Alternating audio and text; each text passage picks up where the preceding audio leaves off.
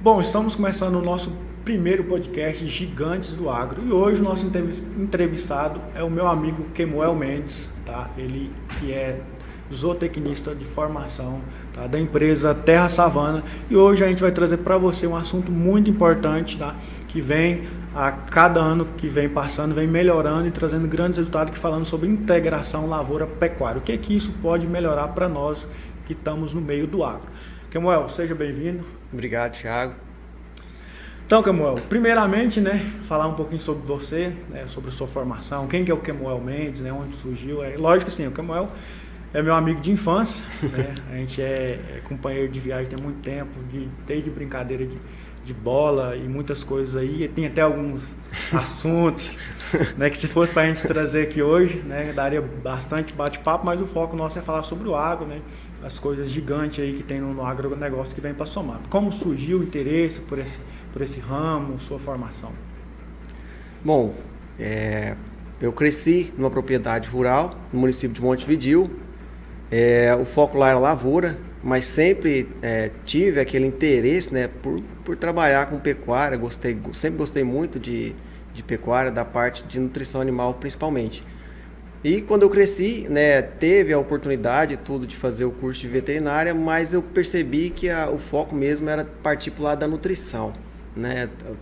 Não desmereço a parte sanitária, só que tinha a questão de aquele prazer de trabalhar com nutrição animal, e descobri o curso de zootecnia, né, que hoje ainda tem muitas pessoas que não conhecem o curso, mas é um curso voltado com foco principalmente na nutrição animal, bem-estar, manejo, melhoramento genético. Então, partindo dessas premissas aí, concluí o curso de zootecnia, né?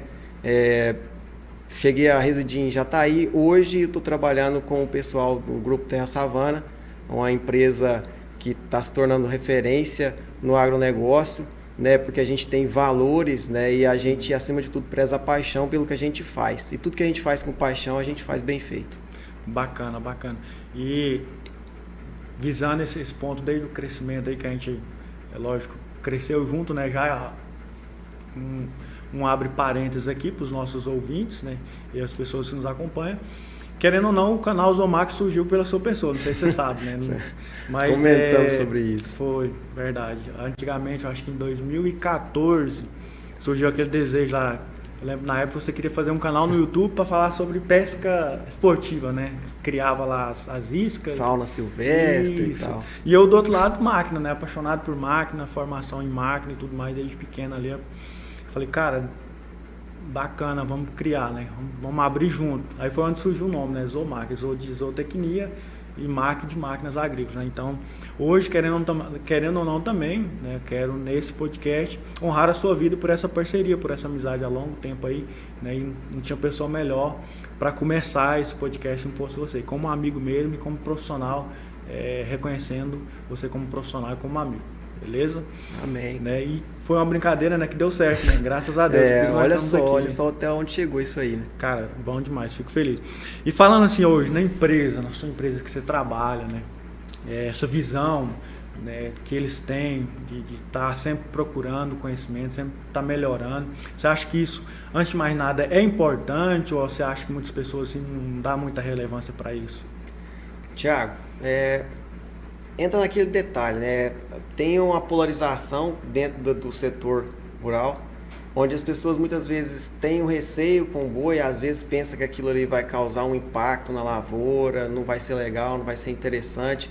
Outras, por questão também, a soja, o milho, ela traz uma rotatividade mais de entrada de capital mais rápida, né? A gente tem um ciclo de 3 meses, 4 meses, dependendo do tempo de cultivo de cada cultura.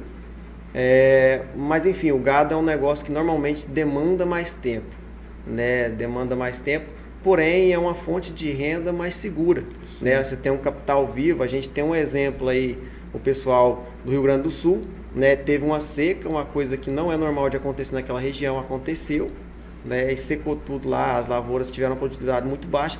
Quem tinha gado conseguiu salvar o custo comercializando o gado, que é um capital vivo que tende a manter o valor. É óbvio que a gente está passando por um momento de baixa na arroba, mas isso é um ciclo, né? Um ciclo pecuário que de tempos em tempos isso tende a se repetir.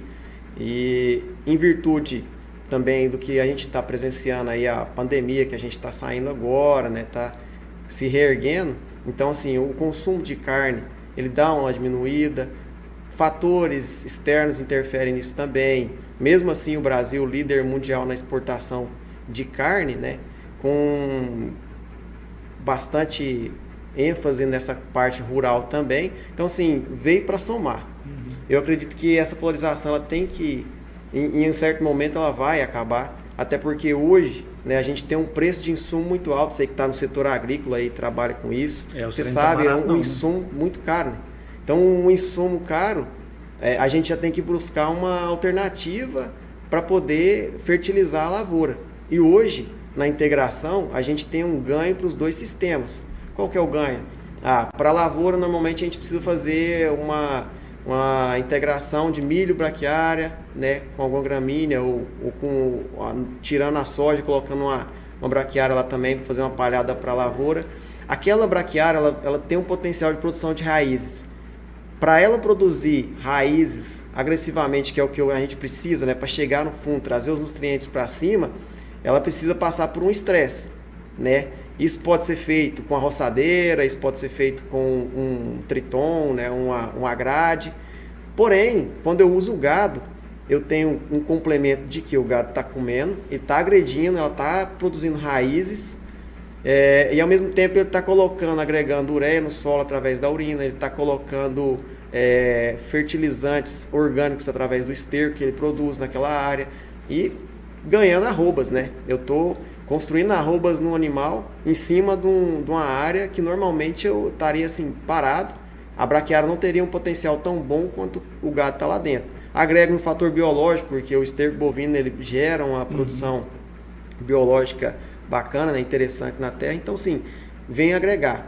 E quando eu trago esse gado para um confinamento, né, a gente antigamente tinha esse era um problema, né, remover o excedente de esterco. Aquilo não tinha um valor comercial tão expressivo, então assim, tinha que tirar para poder colocar o gado lá. Hoje já o foco você tem o gado, uma fonte de renda, certo, e você tem o orgânico lá dentro, que é o esterco, que faz o composto, né, através da compostagem. Você tem um adubo de excelente qualidade, que complementa na lavoura e me faz diminuir o uso de fertilização química. Bacana, bacana. E só aqui já deu para abrir um leque enorme, né? Só nesse bate-papo inicial aqui, que a gente vê que é uma coisa que veio para ficar, né? Com certeza. Assim, só para pontapé inicial aqui, né? Já, só para as pessoas que nunca viu, nunca sabe como funciona, o que é essa integração lavoura-pecuária, como funciona, né? Para que ela serve. A gente já falou um pouquinho de quais são os benefícios, né? E é lógico que com a tendência vai passando, acho que com certeza vai melhorar. Você que é um profissional, né? Eu acho que cada ano que passar, acho que isso vai melhorar, né? Vai ficar essencial para cada um, né? Pontapé inicial, o que é essa integração? Para que ela serve? Basicamente, a integração, inicialmente, né, a Embrapa começou um trabalho aí, tinha lá a história ILPF, que é a Integração Lavoura-Pecuária, e tinha a floresta também, sim, que você colocava o componente arbóreo no meio também.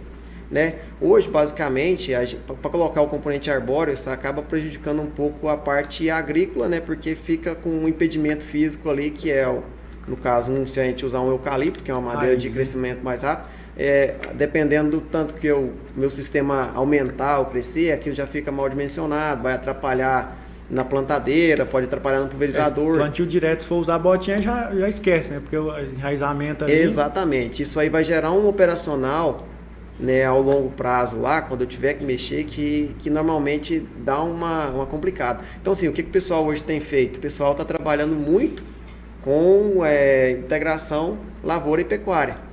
Né? Nesse sistema de integração lavoura e pecuária, o pessoal aí tem usado bastante braquiária tirando a soja, né, para controle de nematóide, e integração da braquiária no milho, né, em regiões que permitem uma safrinha cheia, como a nossa aqui em Montevidéu, Rio Verde, né, o sudoeste goiano. A gente já usa a braquiária integrando o milho para quê? Quando eu tiro o milho, eu tenho uma palhada que está não só fazendo um impedimento físico de perca de água, ou que está ali para agregar um pouco de matéria orgânica no solo, né? Eu tenho uma palhada que tem enraizamento, puxa nutriente, né, e controla nematóide nesse período que eu não tenho a cultura da soja. Sem contar que se todo mundo tivesse essa visão que a gente está conversando aqui agora, né, dessa importância, e querendo ou não, ela vai ficar com uma matéria biológica ali, né, para fazer o plantio direto depois, vai melhorar a questão de segurar a umidade do solo, o enraizamento, a gente sabe, claro, através de pesquisas, né, Isso. que a braquiária ela tem um grande enraizamento e isso melhora em muitas coisas. Se todo mundo tivesse parasse para ouvir esse bate-papo, né, buscar esse conhecimento, eu acho que a produção, eu acho que a escala ia mudar muito, né? Com certeza. Já muda, né? Tem algumas pesquisas que já mudam. Sim, né? com certeza. Hoje a gente tem ouvido muito falar assim, numa região como a nossa aqui, que hoje ela está bem amplificada no agronegócio, né? Principalmente na parte agrícola. As pessoas falam, a lavoura tirou o gado. Mas quando a gente olha para os dados, né, o rebanho brasileiro ele não diminuiu. Na verdade, ele aumentou. Caramba, isso é né? um dado importante, quer dizer que veio de... Eu, no meu ponto de vista, achava que realmente estava empurrando, né? Se eu fosse falar para você, olha, eu acho que o agro está empurrando o gado, mas na verdade, então, os dados mostram ao contrário. Exatamente. O que acontece? Na lavoura, a gente tem uma pressão, né? Um volume de capital está envolvido ali muito alto. Tem maquinário, pessoas, né? Combustível, que a gente teve uma alta expressiva aí no principal combustível, que é o diesel, né? Enfim, todo o processo, a parte de fertilização, insumos químicos, né? Insumo biológico que hoje está usando muito, a própria tecnologia da lavoura. Então, sim, é um valor agregado alto que a gente investe nisso aí. E é um risco também, né? Porque hoje, por exemplo, eu vou plantar, né? Fui lá, preparei, comprei a semente, melhor adubo e tal, e soltei a semente no solo, choveu uma quantidade... Com certeza. Considerável, né, para plantar e de repente, igual aconteceu, você comentou no Rio Grande do Sul, corta a chuva. E aí? Pois é, aí assim, aonde que entra esse componente, né? Se eu estou trabalhando com a integração, eu tenho um solo com mais atividade biológica. Solos com mais atividade biológica têm mais resiliência a intempéries, a períodos mais, vamos dizer assim, mais complexos, né? Que o clima exige mais. Esse é onde a gente fala, né? A integração, ela é justamente para complementar e deixar melhor todo o sistema. No caso, seria o próximo passo correto a se dar, né? Exato. Caso. Tipo assim, eu entrei, quero plantar, quero ser produtor, quero produzir, comprei a melhor máquina. Cara, mas peraí, vamos cuidar do nosso solo aqui, vamos deixar ele prontinho, preparado, porque qualquer coisa que acontecer, toda a tecnologia, o potencial tecnológico que eu tenho em mão, não pode ficar perdido ali no solo, né? E realmente acho que essa integração vai me ajudar nessa parte. Né? Isso. Se a gente voltar um pouquinho no que a gente estava falando aqui, né? Então a agricultura ela precisa da tecnificação. Ela precisou, então ela tecnificou mais cedo, né? Então hoje a gente já vê muita tecnologia no maquinário. A pecuária, ela permitiu e ainda permite, né, uma resiliência, um tipo de pecuária de exploração, vamos dizer assim, mais extensiva, né, por mais tempo. Mas hoje a coisa está ficando mais apertada, com insumo mais caro, né? O próprio preço de reposição de bovino muito maior do que era antigamente, né? Mão de obra hoje também. Enfim, esses fatores vão se somando. E aí entra um outro assunto interessante também, que é o valor da terra, né? Do imóvel mesmo, sim, rural, frente ao que está produzindo. Eu tenho uma terra lá com baixa produtividade, 1 UA por hectare, né? Uhum. E dentro desse mesmo lugar onde eu tenho 1 UA por hectare, a lavoura ali, o pessoal falando em siglas, né? Agora traduz para nós. 1 UA, para quem 1 UA é uma unidade animal. Uma unidade animal é um peso estimado de 450 quilos. Então, quando eu pego um bovino, tem eras diferentes, né? Animais que pesam, um bezerro pesa seus 190 quilos, 200 quilos, uma vaca 450, 460, uma vaca mais velha, e um boi lá seus 800, né, 1 tonelada, dependendo da raça do animal. Mas antigamente, produziu o quê? A média Brasil hoje, assim, está em torno de 1 UA e meia, né? Média Brasil. Hoje, mas antigamente tinha esse mesmo dado ou mudou por causa dessa integração? Não, veio melhorando, né? Veio melhorando por causa da intensificação, certo, que é o que possibilitou que mesmo com a agricultura avançando, dentro das áreas de pecuária, né, a gente intensificou, em áreas menores a gente produz uma quantidade maior de UA, no caso uma unidade animal correspondente a 450 quilos. Então o segredo está nisso aí, produzir mais e menos. Exatamente. Quando eu faço isso, né, eu pego uma propriedade que tinha lá um baixo valor agregado dentro de produção dentro daquela terra, uhum, que o arrendamento hoje dá mais lucro, né, onde a agricultura vem entrando, automaticamente, quando ela vem entrando, o rebanho não diminuiu. Então, a gente é forçado a tecnificar. Até porque precisa dar resultado, precisa ter margem no negócio. A gente também não cria só por diversão. Exatamente. Tem que ter margem, exatamente. Então, assim, a gente gosta de se desafiar nisso aí, né? Eu falo a gente, eu falo o setor, né? A cadeia produtiva da carne. Então, hoje, o próprio grupo é uma referência nisso, né? Trabalha com uma lotação média aí nas águas, de 10, a gente consegue chegar em lotações, claro, com uma gramínea melhor, né? Especificando aqui o Tifton, a gente consegue chegar numa lotação de 10 UA por hectare, média. Entra ali com 6, 7 UA, 8, certo. E vai sair lá no final do processo com 14, 13 UA por hectare, né? No caso, se eu considerar uma UA, eu estou considerando 450 quilos, é como se eu tivesse, né, aqui colocando um exemplo, como se eu tivesse dentro de 1 hectare, né, 10 mil metros quadrados, nesse período de 5 meses, aí, onde a gente colhe 10 safras de capim, a gente tivesse 10 vacas. Certo. Né? Antigamente era impossível fazer isso. Impossível. E até hoje a gente enfrenta muita barreira com assim, pessoas mais tradicionais da pecuária, do sistema mais um pouco mais antigo. Exato. Quando você vai falar, o cara fala, ele truca, né? Ele truca na cara e fala, não, isso aí é impossível, isso aí não existe, isso aí não tem como fazer. Eu acho que o segredo do ser humano seria falar, cara, se eu tenho uma possibilidade, que seja ela concreta ou não, né? Você veio hoje, está aqui conversando comigo e fala, olha, nós temos a possibilidade de transformar isso naquilo, de 10 para 100. Eu acho que se a pessoa se desse o privilégio de ouvir, né? Primeiramente, peraí, se tem uma possibilidade, seja ela plausível ou não, vamos ouvir, né? Deus deu 2 ouvidos para a gente, eu acho que não é à toa, né? Com certeza. Eu acredito que mudaria muitas coisas, tanto na parte geral, né? Tanto do gado, da soja.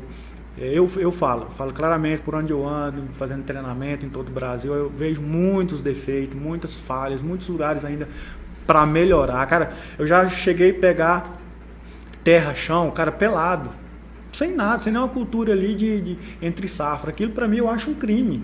Crime porque o solo está despreparado, sem nada, sem nenhuma cobertura, recebendo ali em todo o tempo o sol, o calor do sol. Quando ele for plantar ali, o que ele for plantar, automaticamente está degradado automaticamente. Com certeza. Então, falando aqui, para pontuar, então o processo inicial da integração, ela seria lá, primeiramente, né, para fazer essa mudança, certo? Tipo, tem um solo que não produzia nada, com essa integração ele vai passar a produzir, seria isso, né? Exatamente. Se eu estiver falando alguma coisa contra, me corrige, né? E a partir daí eu vou começando a ter outros resultados. Qual seria o próximo passo? Primeiro, né, melhorar o solo, né? Tanto em valores comerciais que a gente já falou, e tanto degradação, às vezes que ele estava correndo erosão naquele chão ali, com essa integração já mudou alguma coisa. Qual seria o próximo benefício que isso traz para a agricultura, para o agro? Bom, fortalece a cadeia produtiva, né? Hoje, como eu mencionei no começo aqui, o Brasil hoje é o maior exportador de carne bovina no planeta. Isso é um dado importante, né? A gente fala assim, as pessoas às vezes ficam levando isso na máxima que é uma brincadeirinha, mas a gente alimenta pessoas, né? O agro alimenta pessoas ao redor do mundo e o Brasil corresponde a uma porção muito grande disso. Se nós começarmos a nos atentar mais para isso, é uma missão, se a gente tomar isso como uma missão, né? Fazer isso com paixão, que é o que a Terra Savana busca, fazer com paixão o que a gente busca pelo agronegócio no Brasil e no mundo, né? A gente tende a produzir mais, né? Levar mais alimento para as pessoas que precisam de alimento no mundo afora, né? A gente sabe que hoje a China é um grande consumidor de carne do Brasil. Hoje em países exportadores, ela é o país que consome a maior fatia de exportação. Praticamente quase tudo que a gente exporta, hoje a China precisa.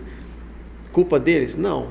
Né? Tem uma densidade demográfica lá de pessoas muito alta, né? Eles precisam de alimento e o Brasil está aqui para produzir. É mais gente para comer, né? Exatamente. A gente precisa tecnificar e ir melhorando, né, esse conceito para a gente melhorar isso aí. E entra um outro tema muito importante sobre a questão da integração, que é a sustentabilidade. Eu falei aqui que se a gente pega um composto, né, e coloca na lavoura, eu vou gastar menos adubo químico. Bacana. É outra coisa que eu acho até interessante a gente aprofundar mais nesse assunto, porque antigamente não tinha essa possibilidade, né? Esterco que a gente falava, bosta de vaca servia para planta e olha lá, ainda jogava... Plantar umas alfaces no canteiro. Jogava fora, né? Realmente muitas pessoas não davam muito valor. E hoje você vê que mudou totalmente, né? Com certeza. Hoje tem fazendas que não compra mais o adubo, né? Ele utiliza só o composto orgânico, né? Hoje, assim, na região aqui, né, quase é uma afirmação, eu estou afirmando de forma empírica aqui, mas quase 100% dos grupos, das empresas que trabalham, propriedades rurais que trabalham com integração, consomem 100% do esterco bovino que produzem. Porque isso é uma fonte de nutriente muito boa, né? Isso me faz diminuir o custo com a adubação química. Entra a questão da sustentabilidade, frisando mais uma vez que a gente está colocando menos nitrogênio na atmosfera, a gente está colocando menos carbono nesse sistema, né? Eu estou reutilizando isso aí.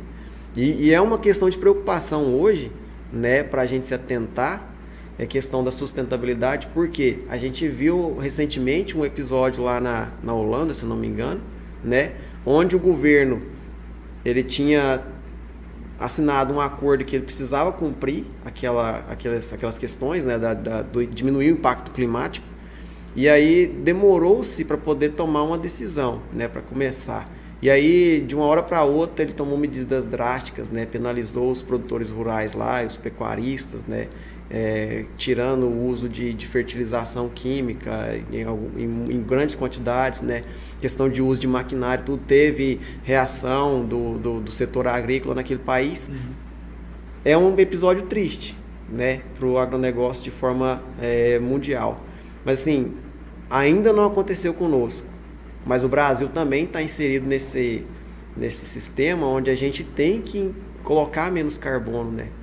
Produzir menos carbono, porque isso é uma questão de preocupação mundial, que é a questão da emissão dos gases de efeito estufa. Tudo exatamente. Que você vai fazer hoje, você já pensa no meio ambiente. E já puxando um parênteses aqui, porque, não sei, direto eu ouço os lacradores, falam assim, produzir gado prejudica o meio ambiente, né, e coisa e tal. Tem tudo a ver ou se é só conversa fiada? O bovino não é o vilão da história. Se a gente parar... Todo mundo fala que é. Não, é porque assim, é sempre mais fácil você achar um culpado que não pode se defender e colocar a culpa em cima dele. Né? Verdade, né? Igual não tem ditado, onde tem cachorro e criança perto, né? Exatamente. Gente grande não faz arte. Né? Exatamente. Então, assim, hoje, né, pelo menos eu falo pelo grupo, a gente está muito empenhado em diminuir todo o impacto que a gente causa com isso. Né? Contratamos consultoria para a questão de sustentabilidade, estamos trabalhando com a questão do composto, né? Vamos trabalhar também já com questão de implantar muda de árvore nativa, né? Aumentar a quantidade de árvores, porque tem uma conta aí que você faz de quantas árvores você precisa colocar para absorver o carbono que você produz. E muitas fazendas hoje nem sabem quanto de carbono, né, que ela está colocando no sistema através do processo dela. A gente já fez esse levantamento, né? Certo. Então, assim, a gente já está trabalhando com esse levantamento, tanto na propriedade que a gente tem em Goiás, né, quanto a propriedade que está no Mato Grosso, justamente para ir nesse ponto, porque, assim, precisa ser sustentável. A gente quer produzir alimentos, seja produtos de origem animal, seja produtos de origem vegetal. A gente quer produzir hoje, quer produzir amanhã e quer continuar produzindo sempre. E não pode parar, né? Não, e a gente depende do clima, né? É um fator importante e primordial. A gente depende do clima para poder continuar as coisas favoráveis do jeito que a gente precisa cuidar do meio ambiente também. Tem a parte da sustentabilidade. O negócio tem que ser sustentável, não quer dizer só sustentabilidade na parte ecológica, mas é um negócio lucrativo também. Exatamente, ele se refazer todas as vezes sem aquilo causar impacto. Sustentabilidade. E quando você traz dados, né, fica até mais interessante, né? Numa próxima oportunidade a gente vem e traz dados para mostrar justamente essa questão, né? No caso, se você for colocar os pingos nos is, você vai ver que esse processo de reutilização, né, da compostagem, né, do adubo, assim vai ficar mais fácil de entender. Sim. Querendo ou não, que você vai pôr no bico da caneta, vai gerar uma economia enorme, né? Sem contar também que depois vai ter um resultado igual ou se não melhor ainda, né? Exatamente. Melhor do que o químico ali que você é adquirido e comprado. Isso. E assim, quando eu diminuo a adubação química, eu diminuo a produção de gases do efeito estufa. Certo. Né? Então eu estou colocando um componente orgânico, biológico, é algo natural. Se não houvesse o boi naquele sistema, haveria algum herbívoro. Essa é a regra para uma questão, um bioma funcionar. É onde a gente entra nessa discussão de que o bovino é o culpado, né? Mas os gnus que a gente tem na África, né, girafa, enfim, todo animal ruminante que a gente tem no planeta, sendo ele comercial ou não, ele tem o processo fermentativo a pasto que produz o gás metano de todo jeito. Então, sim, hoje o planeta está ocupado, né, a parte comercial com bovino, mas a parte em parques de conservação, a gente tem um rebanho gigantesco de animais em vida livre que também estão lá. A gente não vai produzindo metano.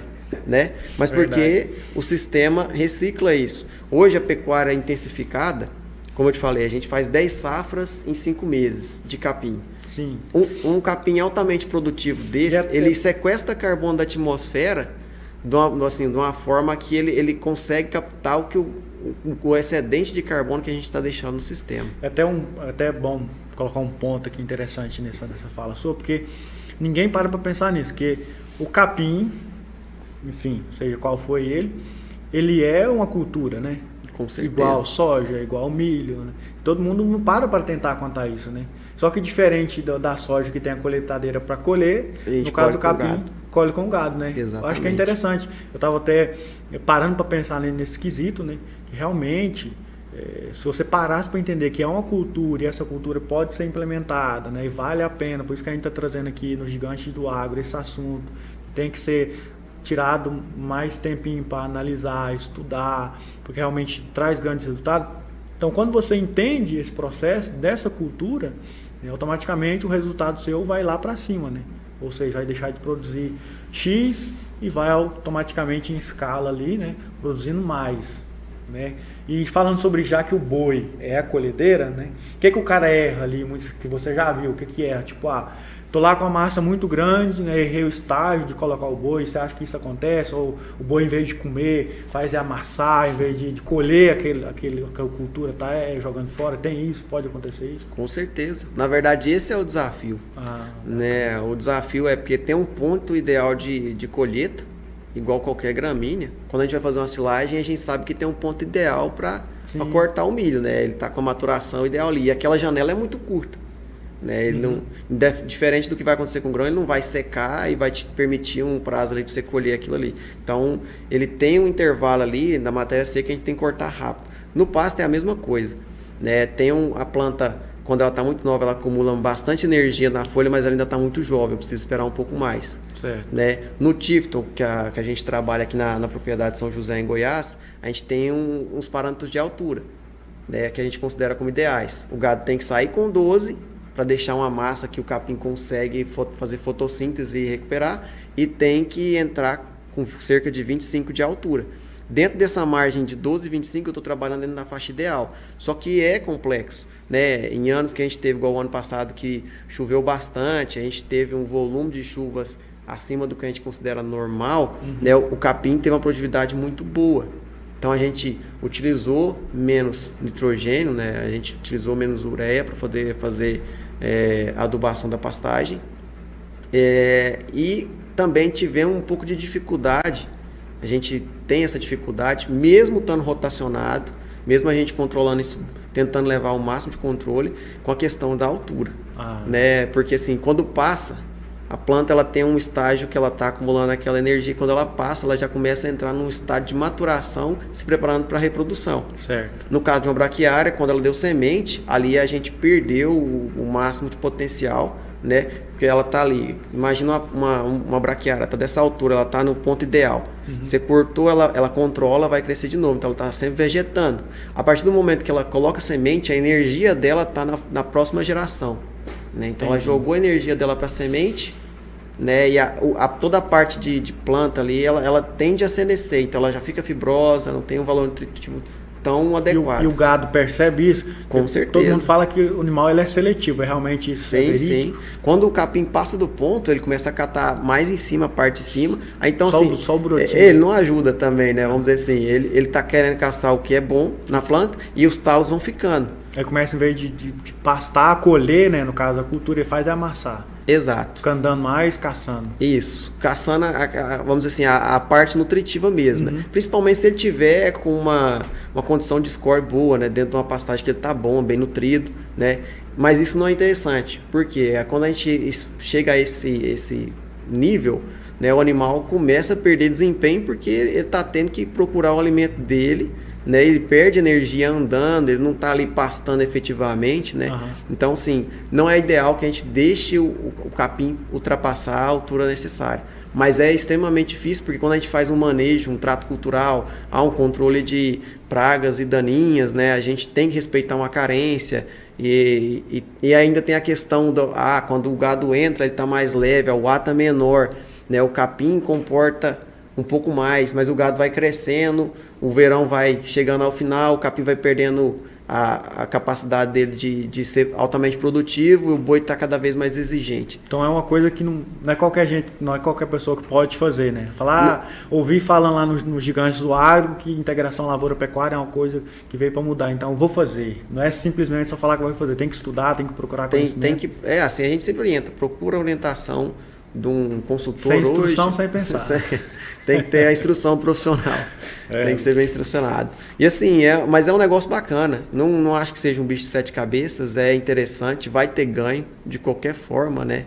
Quando a gente tira do sistema pasto e vem para a integração mesmo ali, a gente tem regiões hoje que não consegue fazer uma safrinha de milho por causa da janela de chuvas, né? O pessoal faz uma safra de soja bem feita e tem uma safra de boi safrinha, né? Eu tiro a soja, coloco braquiária, a braquiária está estabelecida, eu tenho o gado ali por uns 3, 4 meses, eu estou construindo arrobas, agregando no valor biológico que a gente já falou aqui, né?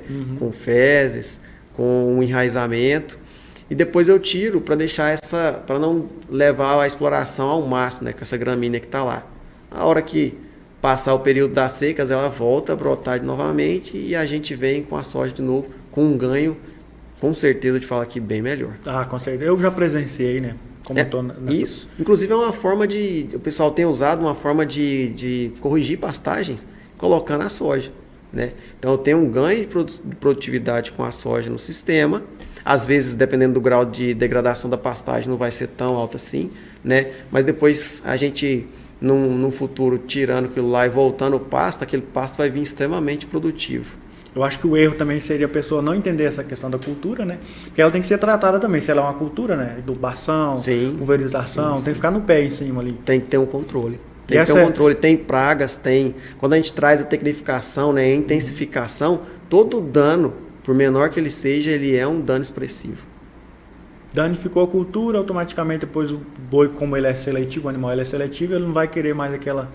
E essa questão de controle ali, no caso, faz-se piquetes, né? Para fazer essa rotação, certo? Isso, é uma estratégia que a gente pode usar. Exato, quando a gente traz a estratégia do manejo rotacionado, né, a gente dá vamos dizer assim, uma perspectiva melhor para conduzir e explorar o máximo da área possível, né, dentro daquela área de pastagem. Que às vezes, quando eu deixo no extensivo, o boi perde muito tempo caminhando ao redor daquela área. Então tem áreas que ele vai subpastejar e o capim vai passar. Tem áreas que o capim já vai estar menor, ele vai superpastejar, né?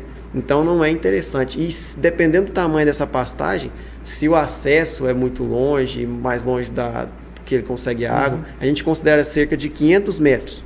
Acima de 500 metros, digamos que o bovino tem uma preguiça de ir lá, né, buscar aquele alimento, ele prefere ficar ali, se ele estiver bem, como eu disse, de score corporal, ele prefere ficar mais perto, pastejando que está mais perto, do que ir lá buscar aquele alimento mais longe. Interessante, isso eu não sabia, né? É uma coisa interessante, quer dizer que ele é preguiçoso. Não é que ele é preguiçoso, mas ele tem, quando ele está bem acomodado, ele prefere não ir tão longe, né? Então, para explicar, então é preferência. Preferência. Bacana.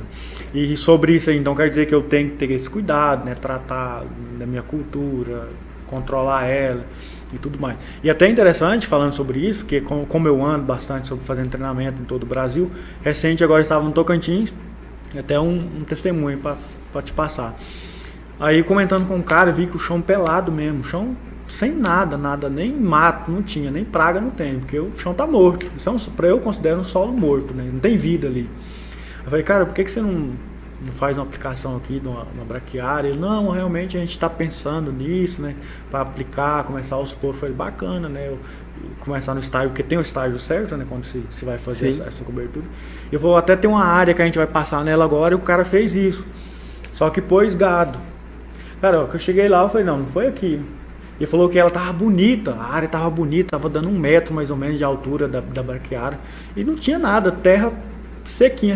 Eu falei, mas cadê essa braquiária? Ou seja, pôs um excesso, eu vi que pôs um excesso de gado ali dentro e rapou. Exatamente. Então não resolveu nada, né? Não, assim, acaba que, é claro que a forragem ela é muito resiliente, ela vai brotar, né? Uhum. Mas dependendo do período de chuvas, se a gente faz isso num período que, vamos considerar o nosso aqui, no mês de junho, julho, muito provavelmente eu perdi o que eu procurava ali, que era ter a massa, né, cobrindo a área ali e com enraizamento suficiente. Porque se a planta, vamos compreender da seguinte forma, se a planta não tem folhas, se ela já chegou no solo, então ela tem um poder de fotossíntese muito baixo, né? E se ela não fazer fotossíntese, ela não vai produzir massa, nem para cima e nem para baixo. Então ela para. Estagnada. Ela fica quieta esperando, pedindo pelo amor de Deus que caia uma chuva ali para ela recuperar daquele estresse, né? Uhum. Então assim, tudo, como a gente falou, né? Procurar um consultor nesse momento é o ideal, porque se a gente for fazer isso de uma forma assim, empírica, eu vou dar um palpite, vou dar um tiro no escuro aqui e tentar fazer isso aqui, nunca fiz. Pode dar certo, né? Mas pode dar errado também. E você vai perder dinheiro, em vez de você... Tô pensando em fazer essa integração, começar aqui aos poucos e vou e dou um primeiro tiro errado.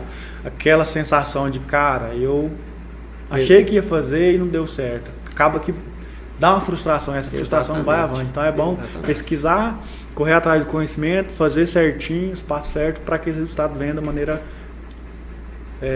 como se diz a palavra certa, da maneira...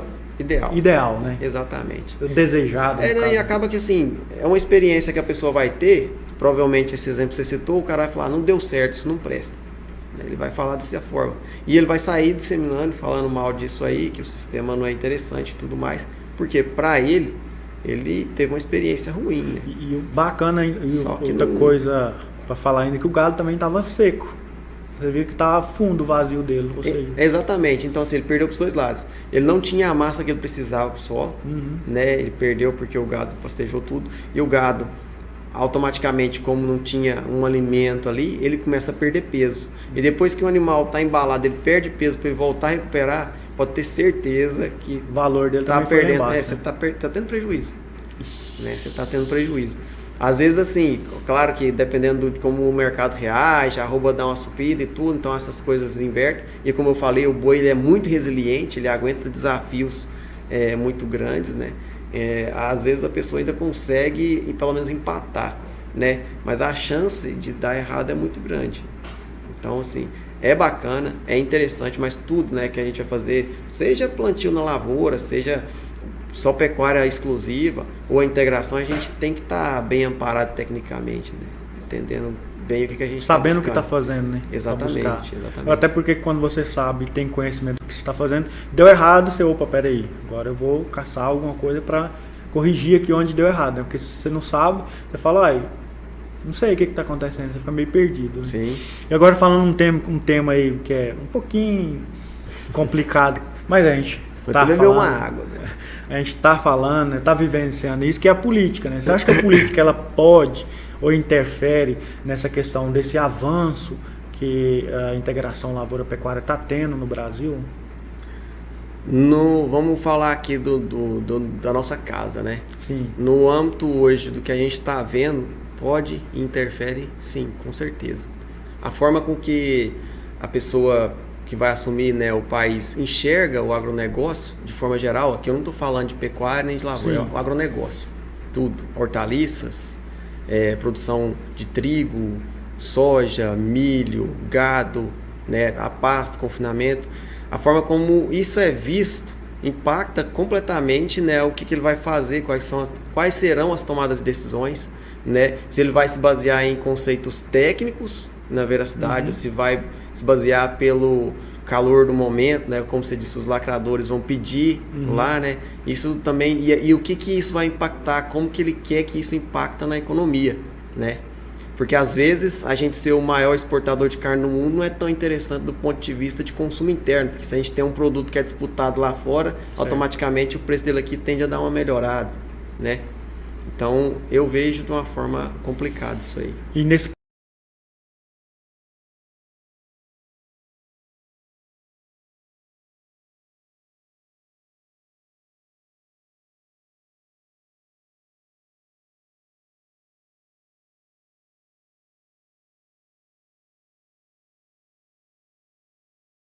E nesse ponto, já falando sobre isso, que quero reduzir preço, vou pegar uma política aqui para baratear algo aqui, para ser mais acessível.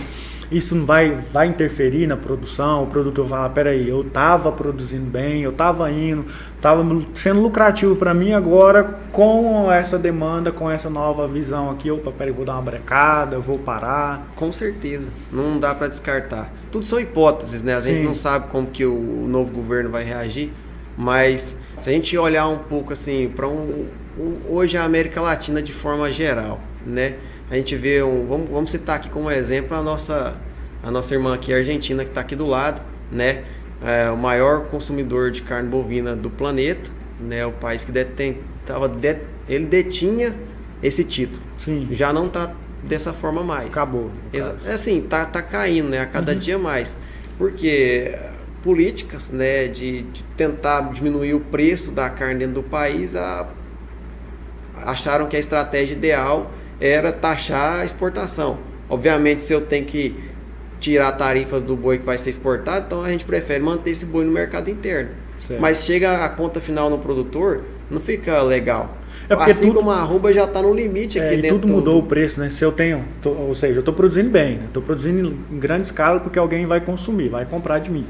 E isso foi acompanhado com o preço dos insumos, né? Eu tenho que tratar do capim, tenho que jogar adubo, coisa mais. Então, e os insumos não param de subir. Até porque a gente tem uma demanda por grãos, né, que não para de crescer e a gente mal está conseguindo atender a demanda mundial de grãos, soja e milho. Então, assim, os insumos vão acompanhar, obviamente, todas as commodities, mas as commodities principalmente que impactam nisso é a soja e o milho, né? Como a gente já tem visto aí há uns 3 anos seguidos subindo de preço, né? E a gente olha para o mercado nacional hoje, a nossa arroba ela está estabilizada, né? Praticamente o mesmo valor hoje, né? Hoje aí, o mesmo valor que a gente praticou no ano passado, só que o insumo subiu. Isso vai dificultando o processo e o custo de produção aumenta, sua margem de lucro diminui. Se a gente entra com uma política, eu vou tentar diminuir a exportação, estou citando aqui, tá? Sim, sim. Diminuir a exportação para melhorar, tipo assim, o preço dentro do mercado interno. O preço para o produtor já está baixo, né? O que precisava ter era uma diminuição do preço na gôndola, no varejo, né? Lá o preço não diminuiu. O certo seria dar um incentivo a mais, né? Falar, cara, você está no caminho certo, vamos alavancar mais isso aí. Exatamente. Quando a gente segura o preço do jeito que está, a forma como a coisa está conduzida.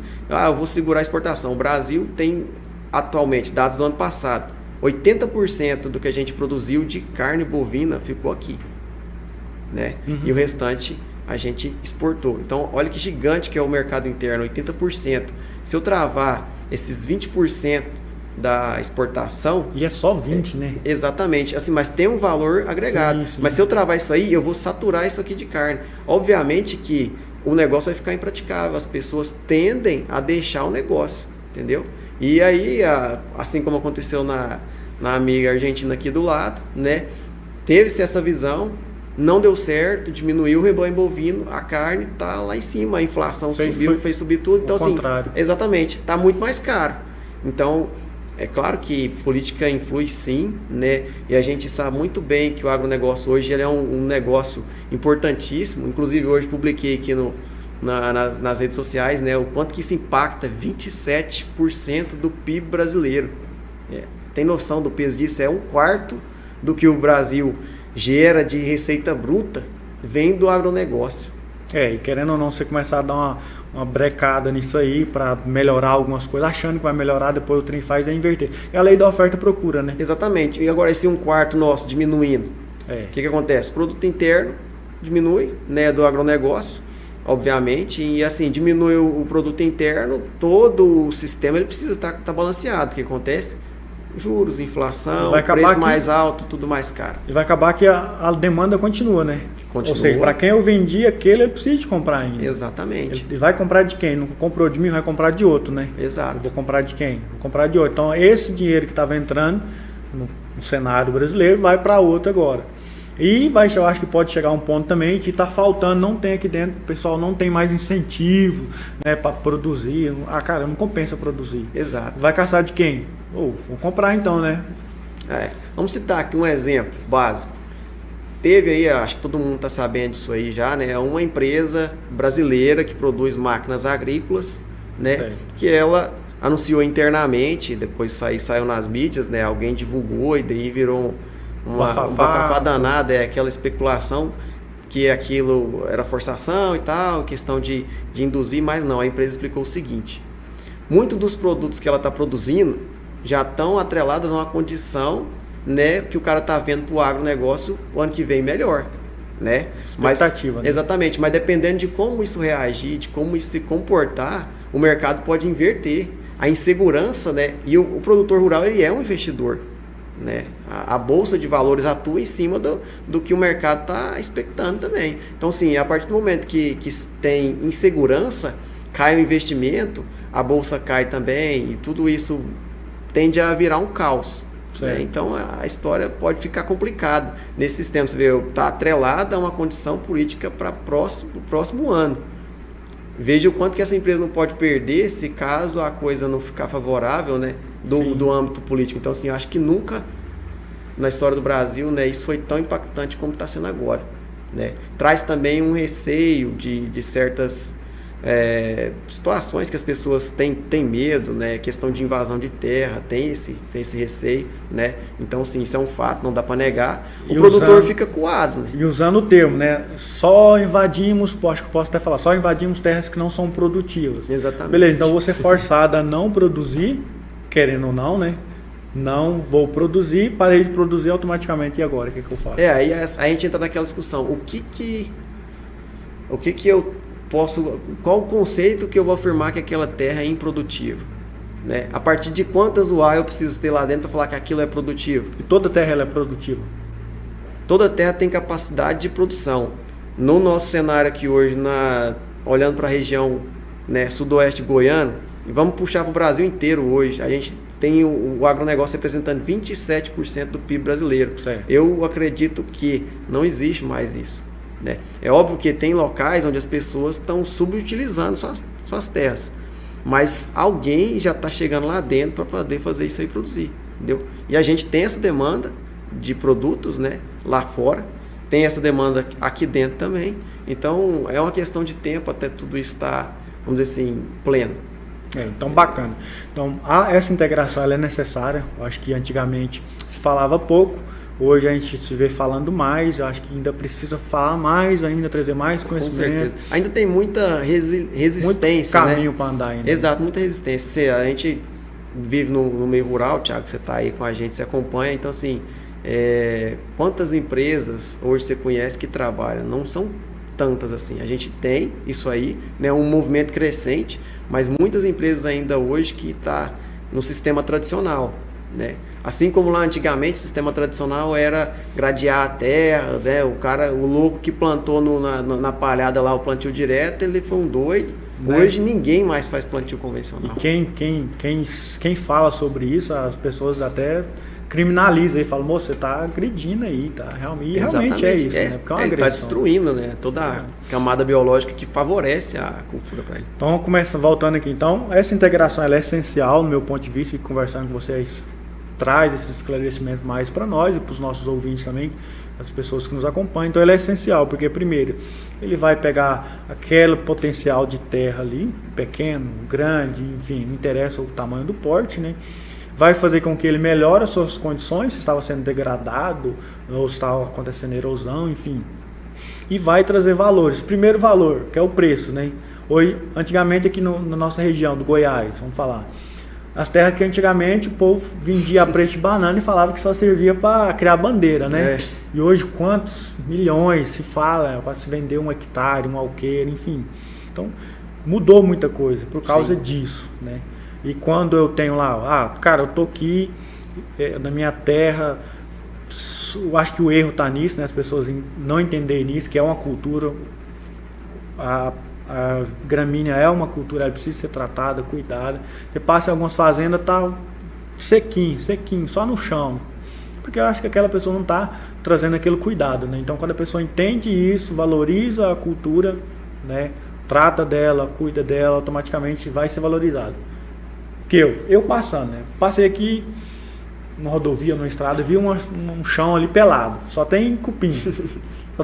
Só produz cupim. Automaticamente eu acho que o valor visual daquela propriedade perdeu, né? Agora se você passa em outra, cara, olha como é que tá essa braquiária, como é que tá esse capim aqui, o cara zela. Então, opa, aqui já é uma terra já mais cuidada, mais preparada. Então automaticamente o valor já sobe só disso, né? Sim. Bacana. Com certeza. E o próximo passo vem nessa questão da produtividade, né? Beleza, tratei de minha terra, fiz com que elas tenha vida, essa matéria orgânica ali que tenha vida, né? Tenha raiz, né? Melhor absorção da chuva, que foi falado aqui. Vou trocar de cultura, vou plantar uma soja. Automaticamente isso vai ser bem recebido nela, né? E automaticamente essa soja vai ter um potencial maior produção, né? Com certeza. E acho que até conversando com alguns colaboradores de vocês, falou que em terra de primeiro ano que vocês estão, conseguiu produzir alto potencial, né? 60, exato. 80. Isso em áreas assim, um solo bem arenoso.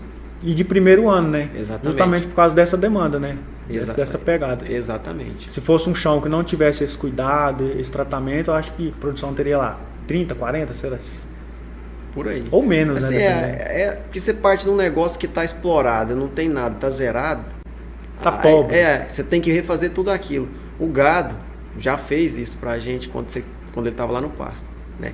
Então a gente fez essa rotação em áreas da propriedade, né, onde já havia um certo pastejo, e frisando aqui, não era um pastejo qualquer, né? Era conduzindo o pasto como uma lavoura de produção de arrobas, como você bem mencionou. Uhum. Eu ganhei em que sentido? Quando eu entrei com a lavoura de soja lá, a gente acabou produzindo um pouco não, consideravelmente bem no primeiro ano. Bacana. Saiu daí, né? Vou ter maior produtividade, vem a questão que nós falamos da adubação, né? Pega lá o esterco, né? Devolve ele de novo, né? Isso trazendo melhor vantagem para o ecossistema, né? No caso. E isso você acha assim, qual desses aspectos que a gente já falou, qual que é o mais importante? Fala, olha, se esse aqui, se faltar ele, faltou tudo. De fertilizantes? No geral, desde o processo de entender, conhecer esse processo de integração. Você fala do processo de integração, então. Cara, acho que o primeiro ponto é entender a necessidade do sistema, por que eu estou fazendo isso, para que eu estou fazendo isso, né? Segundo, a gente falou aqui, buscar apoio técnico para conseguir entender o sistema, como que ele funciona. E entender quais os ganhos nisso aí, né? Ter um bom planejamento para poder levar o negócio mais produtivo possível. Porque a gente sabe que, no fim, a margem do negócio é que sustenta todo o ecossistema, né, de produtividade. Então, eu acho que, primordialmente, a gente começa, então, com planejamento do sistema, entender qual que é a necessidade. Conhecimento. Exatamente. E ter um bom aparato, vamos dizer assim, um bom amparo técnico, né? Um acompanhamento, uma estrutura, no caso. Isso, consultoria, certo. Né? Hoje, se a gente pensa aí, uma consultoria é muito em conta do que normalmente o cara vai te agregar, né? Não é valor, né? Isso é investimento, né? É investimento. Valor é aquilo que você paga e vai usar ele um certo tempo. Investimento Isso. é aquilo que vai ser... E acho que, assim, não deixando de frisar que isso é sustentabilidade dentro do processo. E sustentabilidade é uma pauta muito grande, né? O agro é atacado constantemente, né? Principalmente aqui no Brasil, que a gente tem uma produtividade bacana, é atacado por essa questão, a gente é taxado como os vilões, né? Quando na verdade a gente observa que na região e um aspecto geral no Brasil, é óbvio que tem pessoas que estão trabalhando da forma errada, né? Isso existe. É verdadeiro, né? Isso existe, mas isso existe em qualquer camada, em qualquer tipo de sistema, né? Mas a grande maioria luta para que tudo dê certo, para que a gente tenha assim uma estabilidade climática, porque a gente depende exclusivamente do clima, porque a gente controla o que a gente faz, os processos mecânicos no solo, né? Por semente, por fertilização, mas se não tiver o clima favorável, se não tiver chuvas regulares, a gente não produz nada, né? Então a gente sabe que essa parte da questão social, né, da sustentabilidade e todo esse enfoque é de extrema importância, é uma pauta que hoje muitas vezes a gente fala, sabe que no meio rural, isso é frescura, né? Existem ainda essas pessoas que falam assim, mas isso é um caminho que a gente já está trilhando e que não tem volta. A gente tem que ter essa sustentabilidade. E não pode parar, né? Não pode. Você vai perder todo um avanço, todo um resultado que teve ao longo do tempo. Exatamente. É o caminho ideal onde a gente tem que espelhar e tem que trilhar. Bacana. E sem contar que também isso vai trazer grandes benefícios no geral, né? Tanto para quem está aplicando ou para quem está do outro lado esperando aquilo que está sendo aplicado, né? Ou seja, eu estou lá em casa, na minha mesa, sentado, vou ser beneficiado por aquela implementação dessa integração, né? Isso. E assim, Deus já abençoou o Brasil, né, com uma coisa muito, muito boa. A gente tem hoje um país que preserva 60% das áreas nativas dele, né? A gente produz em apenas, se eu não estiver enganado, 14% do território nacional é focado na produção agrícola e a gente otimiza muito bem essa área, né? A gente otimiza bem isso aí e produz muito bem.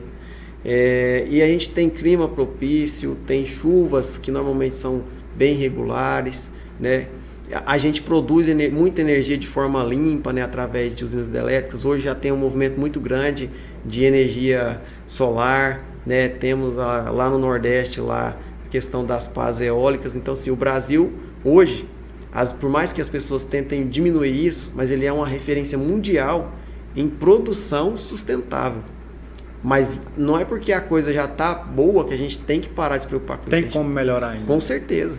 E melhorando produtividade, melhorando essa questão da integração, né? E pensando sempre na sustentabilidade, que a gente vai chegar no caminho ideal. Beleza. E com certeza amanhã, né, a gente vai falar, aquele bate-papo que a gente teve lá no podcast, realmente é o que nós estamos vivenciando hoje, né? Isso. Se todo mundo parasse, né, e querendo Deus, as pessoas vão dar ouvido para isso, realmente que amanhã a gente vai estar se alegrando por esse conhecimento que a gente está trocando aqui hoje, né? Sim, eu creio nisso. Bacana. Ô, Casado, muito obrigado por essa parceria, por esse conhecimento, né? Até falei essa questão do casado, porque Meu apelido. É um apelido que eu trouxe para vocês das antigas, né? Mas, enfim, já falou, tá falado, tá? Então, integração é importante, né? Sua consideração final aí, a integração é importante, tem que se fazer, tem que se aplicar. Sim, com certeza. E o que você deixaria de recado? O que você deixaria de recado aí pro pessoal, né? Que está nos ouvindo, está nos acompanhando, fala, olha pessoal, foca nisso, faz isso, busca conhecimento, vai atrás, porque hoje você vive isso, né? Você pratica isso todo dia, tanto no acompanhamento quanto na dinâmica ali, né? O que você deixa de recado? Primeiro, assim, acho que é um ponto simples de falar sobre isso aí, Thiago, que isso é vamos dizer assim, a meta, né? O que a gente segue, né? A filosofia de vida. Eu amo o que eu faço. Então eu amo trabalhar no agronegócio, eu amo trabalhar com o que eu trabalho. Acho que o primeiro ponto é a gente ser apaixonado pelo que a gente faz. Então se você gosta do que você faz, se é apaixonado pelo que você faz, você vai fazer bem feito e você vai tentar fazer da melhor forma possível para conseguir os melhores resultados possíveis, né? e dentro de uma forma que prejudique menos o amplo, né? Esse é o ponto. Então, a paixão pelo que a gente faz é o que move. A gente sabe disso porque o agronegócio é desafiador, né? A gente acorda cedo, tem coisas para resolver. Na época de plantio e colheita, fica lá na lavoura até correria, 10, 11 horas. Cedo, tarde. Exatamente. E aí vamos dizer assim, é um trabalho árduo, né? Para a gente conseguir um objetivo juntos. Um time unido conseguir o objetivo. Então, assim, ser apaixonado acho que é o ponto principal. Gostar do que faz, né? E eu acho que começou por aí, tudo tende a dar certo. Bacana. Quero aproveitar aqui para agradecer os nossos parceiros que estão nos apoiando nesse podcast, Gigantes do Agro, né? Que é a Comersul, empresa lá do Rio Grande do Sul, a Origem Biotecnologia, Difere Consultoria e a Projeta Agrícola, os nossos parceiros aí que têm acompanhando o nosso processo aí dos Gigantes do Agro. Pessoal, também falar dos nossos cursos, a gente trabalha com treinamento presencial em todo o Brasil, acompanhamento em assessoria em pulverização, treinamento online, treinamento presencial. Se você precisa ou quer ser acompanhado ou conhecer mais sobre o agro, que vem crescendo, tá? Entre em contato conosco, adquira os nossos produtos, você vai ser beneficiado, porque tudo que a gente tem de melhor conhecimento a gente procura trazer para você, tá? Da melhor maneira possível, da melhor dinâmica possível, para que você possa ser um excelente profissional. E é o que a gente está falando aqui, conversando com o nosso entrevistado de hoje, que é o Kemuel, né? Ou seja, você fazer e fazer com amor, né? Quando você busca o conhecimento, corre atrás de algo, de um curso, de uma consultoria, né, que foi falado aqui, né? Você vai pegar aquilo que você tinha de bom e vai fazer com que ele seja melhor. Por exemplo, eu tenho uma máquina hoje de R$1 milhão, R$2 milhões e simplesmente não usa a tecnologia. Eu tenho um campo, eu tenho uma lavoura, eu tenho um pasto ali, mas não estou usando ele no potencial máximo, não estou sabendo, em vez de estar pondo um boi, estou pondo 10, enfim, estou fazendo da maneira correta. Então, acho que o conhecimento, né, buscar conhecimento, acho que é muito importante. Beleza?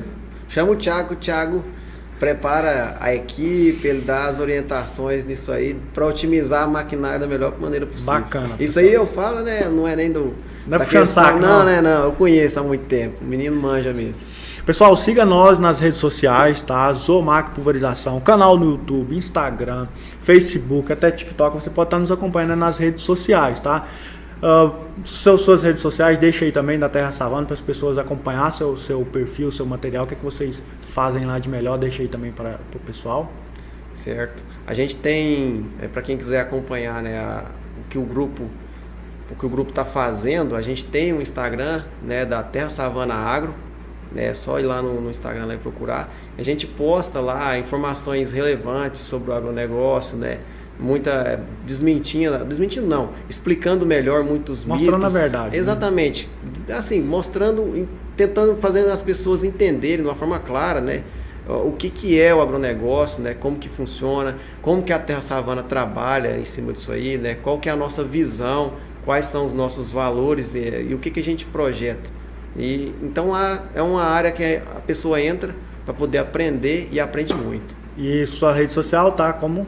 Kemuel Mendes. Kemuel Mendes. Kemuel_Mendes. Beleza. Segue o nosso perfil, tá, gente? Zomac Pulverização em todas as plataformas digitais. Tá? Entre em contato conosco se você tem interesse de melhorar seu conhecimento, adquirir um dos nossos produtos. Agradecer também as parcerias das pessoas que estão por trás desse projeto, né? Esse estúdio todo preparado aqui para vocês, para a gente estar gravando, chegando com essa melhor qualidade, com esse áudio bom até você, tudo tem, né, umas pessoas por trás disso. Um grande abraço a todos vocês, tá? Muito obrigado por essa parceria e a gente continua por aqui. Você quer ser gigante do agro? Venha participar conosco desse grande projeto e venha ser gigante no agro. Hoje está aqui conosco o Kemuel Mendes, esse é gigante, Terra Savana, acompanha lá nas redes sociais, tá bom, pessoal? Um grande abraço para vocês e eu encontro vocês no próximo podcast. Valeu, Thiago.